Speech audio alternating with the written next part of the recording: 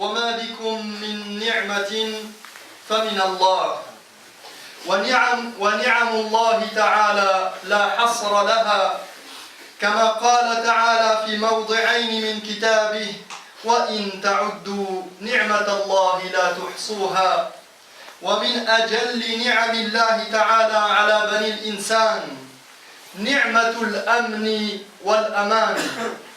Mes chers frères et sœurs, tous les bienfaits dont vous jouissez proviennent de votre Seigneur. Et Dieu sait que ces bienfaits sont innombrables. Comme il le dit lui-même à 2 reprises dans le Coran, si vous tentiez de dénombrer les bienfaits d'Allah, vous en seriez incapable. Et il faut savoir que l'un de ses plus grands bienfaits envers l'être humain, c'est de connaître, c'est que cet être humain, c'est que cet homme connaisse la paix, la tranquillité et la sécurité. Ni'matul amni wal aman min ajalli ni'amillahi ta'ala ala bani al-insan. ولذلك لما أسكن أبونا إبراهيم عليه السلام من ذرية بواد غير ذي زرع عند بيت الله الحرام سأل الله سبحانه وتعالى أن يرزقهم ويطعمهم من الثمرات ولكنه عليه السلام علم أن الطعام لا قيمة له مع عدم الأمن والاستقرار والأمان فقدم في سؤاله سؤال ربه عز وجل لذريته الأمن قبل الطعام فقال عليه السلام كما حكى رب العالمين وإذ قال إبراهيم رب اجعل هذا بلدا آمنا وارزق أهله من الثمرات. C'est une énorme chance que de vivre en paix et en sécurité. C'est une des plus grandes faveurs d'Allah tabaraka wa ta'ala envers l'homme. C'est pourquoi lorsque Ibrahim alayhi salam avait installé une partie de sa descendance dans une vallée sans culture auprès de la maison sacrée Al-Kaaba, il a demandé à Allah tabaraka wa ta'ala qu'il pourvoie à leurs besoins et les nourrisse de toutes sortes de fruits. Mais sachant que la nourriture ne vaudrait pas grand-chose sans la sécurité, il demanda à Allah, avant même de les nourrir, de faire en sorte qu'ils se sentent en sécurité. En parlant d'Ibrahim alayhi salam, Allah subhanahu wa ta'ala nous dit, Ibrahim adressa au Seigneur cette prière, Seigneur, fais de cette cité un endroit de paix, un lieu de sérénité, un lieu de sécurité et un lieu prospère pour ses habitants. فلما استجاب الله له وحقق لأهل هذا الوادي الأمن ورزقهم من الثمرات امتن الله سبحانه وتعالى عليهم أيضا بهذه النعم وقدم نعمة الأمن على نعمة الرزق فقال أولم نمكن لهم حرما آمنا يجبى إليه ثمرات كل شيء. Après avoir répondu à la demande de son prophète Ibrahim alayhi salam, en accordant aux habitants de cette vallée la tranquillité et la prospérité, Allah à son tour reconnaît son bienfait envers eux et cite la sécurité avant même de mentionner la subsistance. Et il dit, ne les avons-nous pas installés dans une enceinte sacrée et sûre où sont acheminés toutes sortes de produits pour leur subsistance? Ne les avons-nous pas installés dans une demeure, dans une cité, dans une région de paix, de sécurité et de tranquillité qui leur permet de profiter des bienfaits d'Allah tabaraka wa ta'ala et où sont acheminés toutes sortes de produits pour leur subsistance. فالأمن والأمان قبل الطعام والأمن والأمان هو أعظم أسباب النمو الاقتصادي ورواج الحركة التجارية حركة البيع والشراء فكلما كان البلد آمنا مطمئنا كلما تحركت التجارة وازدهرت وصار من اليسير جدا الاستيراد والتصدير بل وأقبل المستثمرون من العالم كله على هذا البلد الذي يجدون فيه الأمن على أنفسهم وأموالهم. Donc la tranquillité et la sécurité viennent même avant la nourriture. En effet, la paix et la sécurité est une des causes principales du développement économique d'un pays et de la prospérité de son commerce, des achats, des ventes. Plus le pays est sûr, stable, apaisé, plus le commerce se développe et plus il prospère et plus il est facile d'importer et d'exporter des marchandises. Et même les investisseurs du monde entier viennent investir dans la région où ils trouvent la sécurité pour eux-mêmes et pour leurs investissements. وفي المقابل إذا ابتلي بلد بالفوضى والخوف والقلق والذعر والرعب هبطت الحركة التجارية وكسدت البضاعة وهرب المستثمرون بأموالهم من هذا البلد فتحقق بعد الخوف الجوع وهذا ما ذكره ربنا تبارك وتعالى في قوله وضرب الله مثلا قرية كانت آمنة مطمئنة يأتيها رزقها رغدا من كل مكان فكفرت بأنعم الله فأذاقها الله لباس الجوع والخوف بما كانوا يصنعون. Au contraire, lorsqu'un pays ou une région est touché par la crainte, par l'instabilité, l'inquiétude et l'appréhension, l'activité économique s'arrête, elle cesse et les investisseurs fuient avec leurs capitaux. C'est alors que la région connaît, après la peur, la famine. C'est l'exemple qu'Allah Tabaraka wa Ta'ala nous donne lorsqu'il dit, et écoute bien cet exemple, il nous dit, Allah propose en parabole une cité, une région, un État qui vivait dans la paix et la tranquillité et vers laquelle coulaient à flot des richesses de toutes parts. Or, les gens furent ingrats envers leur Seigneur qui leur fit connaître la faim et la peur en punition de ce qu'ils avaient fait. Donc la faim et la peur sont liées. Et tout ceci est relié au fait de remercier Allah Tabaraka wa Ta'ala pour ses bienfaits ou d'être ingrat. فالأمن والأمان من أجل نعم الله على الإنسان إذا تحقق الأمن والأمان انطلق الناس ورجعوا وراحوا وباعوا واشتروا بل وأدوا الوظيفة الأساسية التي خلقوا لها وهي عبادة الله وهي عبادة الله على الوجه الأكمل ولذلك قال الله تعالى فليعبدوا رب هذا البيت الذي أطعمهم من جوع وآمنهم من خوف. Connaître la paix et la tranquillité est donc une des plus belles faveurs d'Allah subhanahu wa ta'ala envers l'homme. Quand ils vivent en sécurité, ils se déplacent, ils vont et viennent comme ils le désirent, comme ils l'entendent, ils vendent, ils achètent. Et mieux encore, ils peuvent s'acquitter de la tâche première pour laquelle ils ont été créés, à savoir l'adoration d'Allah tabaraka wa ta'ala, et ce de la meilleure façon possible. C'est pourquoi Allah subhanahu wa ta'ala dit qu'ils adorent donc le Seigneur de ce temple, le Seigneur de la Kaaba, qu'ils adorent donc Allah tabaraka wa ta'ala, le Seigneur de ce temple, qui les a préservés de la faim et les a rassurés de la crainte.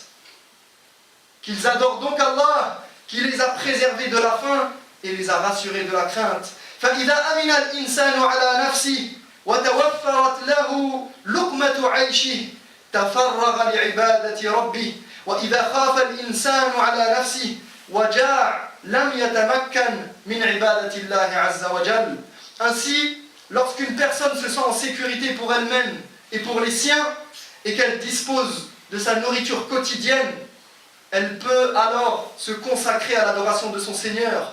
Mais dès lors qu'elle craint pour elle-même et ne trouve pas de quoi se nourrir, elle n'est plus en mesure d'adorer Allah tabaraka wa ta'ala correctement. وَلِهَذَا قدم إبراهيم عليه السلام في دعائه كذلك طلب الأمن على التوحيد فقال تعالى وإذ قال إبراهيم رب اجعل هذا البلد آمنا واجنبني وبني أن نعبد الأصنام.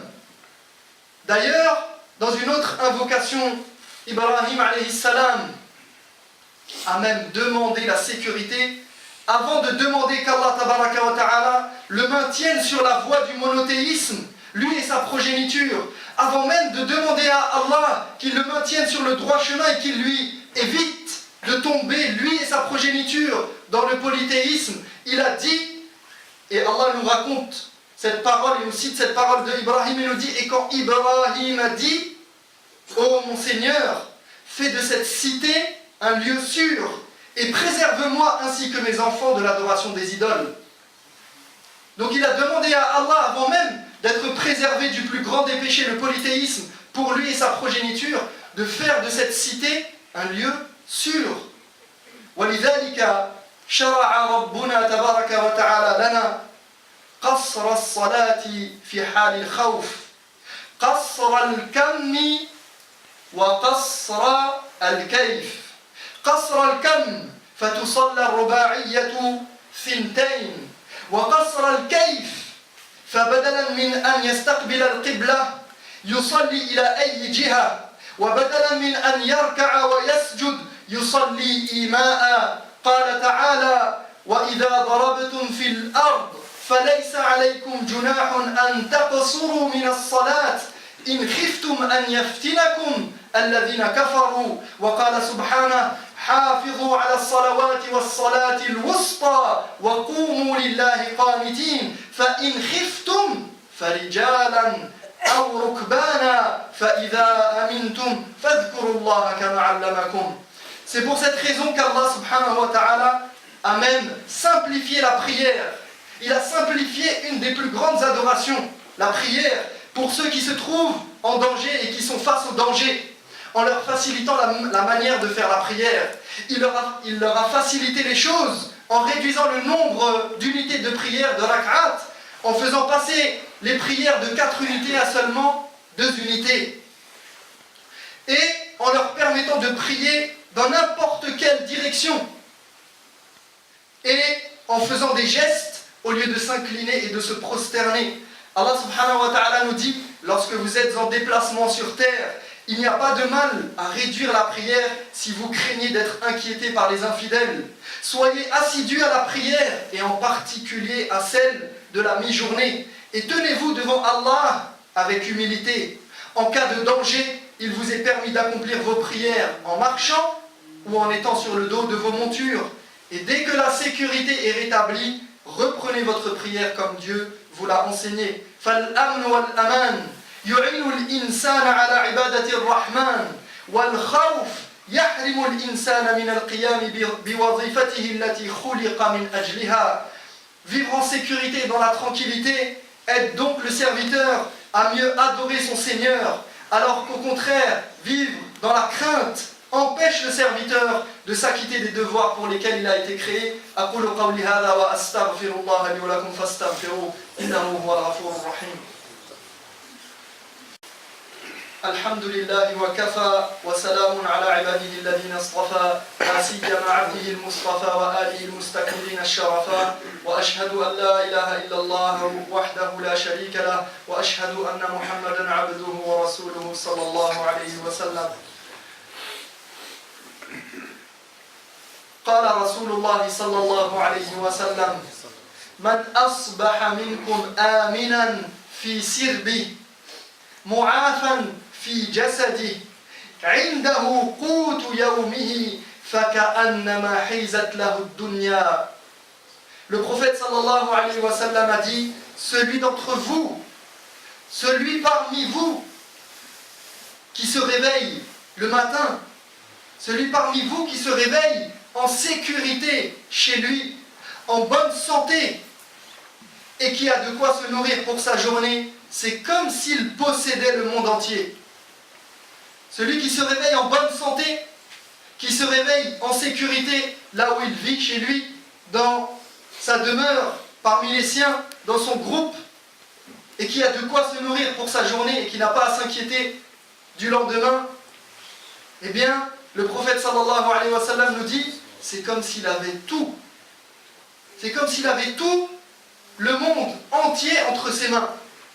هذه العناصر الأساسية الثلاثة للحياة الطيبة عناصر أساسية عافية البدن الأمن في السرب أي في النفس وفي الجماعة وفي الوطن القوت أن الإنسان يأمن على قوت يومه يأتيه قوته أولا بأول بهذه الثلاثة تكتمل الحياة تكتمل الحياة أيها الإخوة. Ces trois éléments sont essentiels et suffisent à rendre heureux, être en bonne santé, se sentir en sécurité chez soi, pour soi-même et pour sa famille, pour ses enfants, dans son environnement, et avoir suffisamment de nourriture pour la journée. Avec ces trois choses, on a tout ce qu'il faut et on a besoin de rien de plus. فيا عباد الله احمدوا الله على أنه أنعم عليكم بنعمة الأمن والأمن والاستقرار. احمدوه واشكروه له هذه النعمة العظيمة لأن أنتم تعلمون ما يجري في العالم كله وبصفة خاصة في البلدان العربية في العالم العربي. أنتم ترون بأعينكم ماذا يجري وماذا تحدث هناك من فتن. فاحمدوا الله تبارك وتعالى أنه جعلكم تعيشون في بلد مطمئن آمن وأنتم آمنين في هذا البلد. فاحمدوا الله على هذه النعمة وأنه وقاهم ووقى أولادكم من الفتن. فنسأل الله تبارك وتعالى أن يقن الفتن ما ظهر منها وما بطن. Remerciez Allah tabaraka wa ta'ala, louez Allah pour cette grande faveur qu'il ait fait de vous des gens qui habitiez dans des demeures, dans des endroits, dans un pays où il y a la paix, il y a la sécurité, il y a la tranquillité. Car vous savez tout ce qui se passe dans le monde arabe en ce moment et dans le monde musulman et dans le monde entier, et vous voyez comment certaines populations sont dans la misère, dans la difficulté, ils vivent des cauchemars, des tragédies quotidiennement, alors que nous, alhamdulillah, nous sommes dans un endroit de paix, de sécurité et de tranquillité d'une manière générale, même s'il peut y avoir parfois des difficultés et des problèmes. Mais remerciez Allah tabaraka wa ta'ala qu'il vous ait évité de connaître l'oppression, de connaître les dissensions qui se passent dans nos pays arabes, et on demande à Allah tabaraka wa ta'ala an yufarrija kurub al-muslimina fi kulli makan. On demande à Allah qu'il fasse en sorte qu'il stabilise et qu'il ramène la paix, la tranquillité et la stabilité dans nos pays, et qu'il enlève toutes ces difficultés et qu'il leur amène après la crainte cette tranquillité et cette paix. Innahu waliyu dhalika wal qadiru alayh.